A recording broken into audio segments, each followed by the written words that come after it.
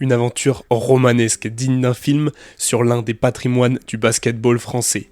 Direction Limoges et le bouquin Bonnes vacances de François Chevalier et Jérémy Lebescon aux éditions Entorse. Bienvenue dans Basketball Player Gets Caught Reading, un nouveau format sur Atom Basketball, un format dans lequel on parlera bouquin parce que oui, lire, c'est important. D'abord, le récit d'une histoire d'homme, celle de la bande à Fred Weiss, Yann Bonato, Marcus Brown sous la houlette du grand Duško Ivanović lors de la saison 1999-2000. À propos du coach monténégrin, ouvrez les guillemets, les coéquipiers de Yann Bonato découvrent une certaine idée de l'enfer. Mais c'est aussi une histoire de magouille en tout genre lorsque vient le moment de ce qui se passe hors des parquets. À la manière d'un film, dès les premières pages, le casting est dressé et vous êtes lancé dans un documentaire de 300 pages sur la fantasque aventure d'une saison ô combien singulière. Comme si une voix off venait détailler le contexte, vous êtes amené à des instants clés qui ensuite prennent vie par des conversations écrites où le casting rapporte l'histoire.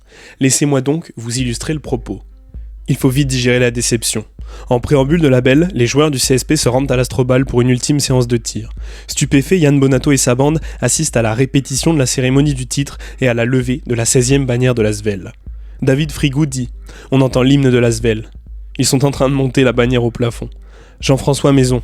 Le speaker s'égosille en prononçant « Villeurbanne, champion de France !» Yann Bonato. Est-ce que c'est de la provocation ou de l'amateurisme ? On ne sait pas. Mais quand je vois la tête de mes gars, je sais que c'est gagné. Stéphane Dumas pour conclure. Yann nous dit « Les gars, on va les baiser, on va leur niquer leur soirée. » À partir de là, on se remet en mode guerrier. On se dit que c'est la dernière ensemble et que l'on ne veut pas partir avec des regrets.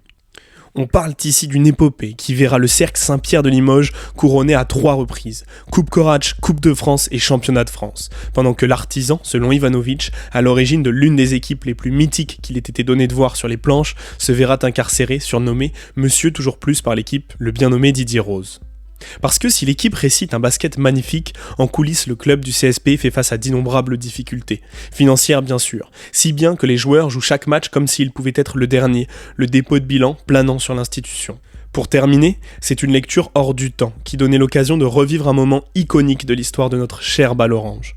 Pour ma part, la hâte de tourner la page suivante était toujours présente tant ce que je lisais me paraissait invraisemblable.